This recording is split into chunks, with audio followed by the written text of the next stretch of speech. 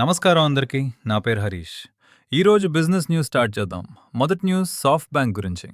Soft bank ఒక కొత్త robotics startup అయిన రోజ్ ఏఐని అనౌన్స్ చేసింది. ఈ స్టార్టప్ మెయిన్ ఫోకస్ ఏమిటంటే యూఎస్లో డేటా సెంటర్ కన్స్ట్రక్షన్ని ఆటోమేట్ చేయడం.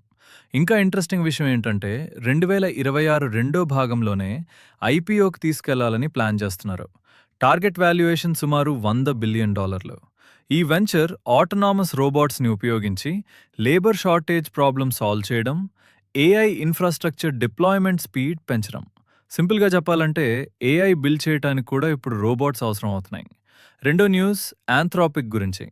క్లాడ్ ఏఐ తయారు చేసే ఆంథ్రోపిక్ ఇప్పుడు కొత్త ఫండింగ్ రౌండ్ కోసం చూస్తున్నారు. ఈ రౌండ్ వాల్యుయేషన్ సుమారు $900 బిలియన్ వరకు వెళ్లే అవకాశం ఉంది. అంటే ఇది ఓపెన్ ఏఐని కూడా దాటేసే ఎక్కువ ఛాన్స్ ఉంది. ఇప్పటికే ఇన్వెస్టర్స్ నుంచి సుమారు $50 బిలియన్ వరకు పెట్టుబడి ఆఫర్లు వచ్చాయి. ఇది ఐపీఓ ముందు చివరి మేజర్ ప్రైవేట్ రేస్ కావచ్చు.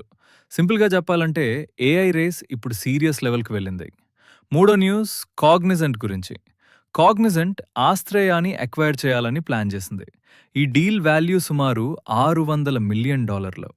ఆస్ట్రేయా ప్రత్యేకంగా ఏఐ ఇన్ఫ్రాస్ట్రక్చర్ మరియు డేటా సెంటర్ ఆపరేషన్స్లో స్పెషలైజ్ అయింది. ఈ యాక్విజిషన్ ద్వారా కాగ్నిజెంట్ ఏం చేయాలనుకుంటోంది? తమ ఏఐ మరియు క్లౌడ్ ఇన్ఫ్రాస్ట్రక్చర్ కేపబిలిటీస్ని స్ట్రాంగ్ చేయడం, గ్లోబల్ క్లయింట్స్ ఏఐ స్పెండింగ్ పెరుగుతున్న ట్రెండ్ని క్యాప్చర్ చేయడం. సింపుల్గా చెప్పాలంటే కంపెనీస్ ఇప్పుడు ఏఐ కోసం టూల్స్ మాత్రమే కాదు, మొత్తం ఇన్ఫ్రాస్ట్రక్చర్ కొనేస్తున్నాయి.